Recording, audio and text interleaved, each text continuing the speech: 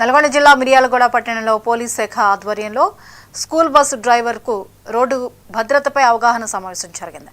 DSP Rajasekhar Raj అధ్యక్షతన జరిగిన ఈ కార్యక్రమంలో స్కూల్ యాజమాన్యాలు, బస్సు డ్రైవర్లు పాల్గొన్నారు. ఈ మేరకు విద్యార్థుల భద్రతా దృష్ట్యా బస్సు డ్రైవర్లు పలు సూచనలు చేశారు. బస్సు డ్రైవర్కు హెవీ మోటార్ లైసెన్స్, బ్యాడ్జ్ లైసెన్స్తో పాటు భారీ వాహనాలు నడపడంలో కనీసం 5 ఏళ్ల సీనియారిటీ తప్పనిసరిగా ఉండాలని సూచించారు. స్కూల్ విద్యార్థులను తీసుకువెళ్లే వాహనాలపైన కూడా నిఘా ఉంటుందని వివరించారు. మద్యం సేవించి వాహనాలు నడపడం, సీట్ బెల్ట్ పెట్టుకోకపోవడం, సెల్ ఫోన్ వినియోగిస్తూ డ్రైవింగ్ చేయడం, అతివేగంగా నిర్లక్ష్యంగా వాహనాలు నడపడం వంటి చర్యలు ప్రమాదాలకు దారితీస్తుందన్నారు. నిబంధనను పాటించని వారిపై కఠిన చర్యలు తీసుకుంటామని హెచ్చరించారు.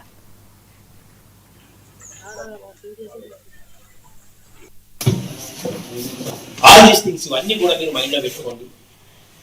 మద్యం తాగి నడపడం అనేది దాని గురించి నేను చెప్పాలని కూడా నాకు అనిపించట్లేదు. అంతకంటే దౌర్భాగ్యం ఇంకొకటి లేదు, అంతకంటే దుర్మార్గం ఇంకొకటి లేదు.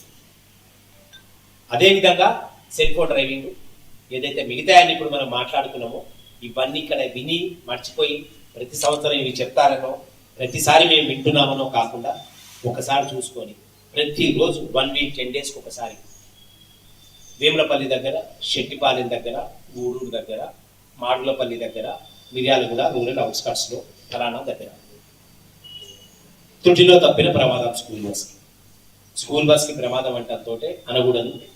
జిల్లా యంత్రాంగం అంతా ఎరెక్ట్ అవుతారు. ఆర్టీసీ బస్ అన్నా, స్కూల్ బస్ అన్నా, వాటికి ఉన్నటువంటి ప్రియారిటీ, వాటితో జరిగేటటువంటి భారీ నష్టం ఇవన్నీ ఉంటుంది. నేను అనకూడదు, మళ్ళీ మీకు ఇక్కడ చెప్పాల్సిన అవసరం లేదు. గత కొంతకాలంగా లాస్ట్ ఒక 1 మంత్ నిన్న మొన్న కర్నూలు అన్ని ఇష్యూస్ కూడా మీ నోటీస్లో ఏ చిన్న పొరపాటు జరిగినా దాని పరిణామాలు ఎంత తీవ్రంగా ఉంటాయో మీరు ఎంత చూస్తూ ఉన్నారు. మాకంటే మీకు అందరికి ఎక్కువ తెలుసు. లైసెన్స్ లేని వాళ్ళు నడుపుతున్నారని నేను అనుకోను.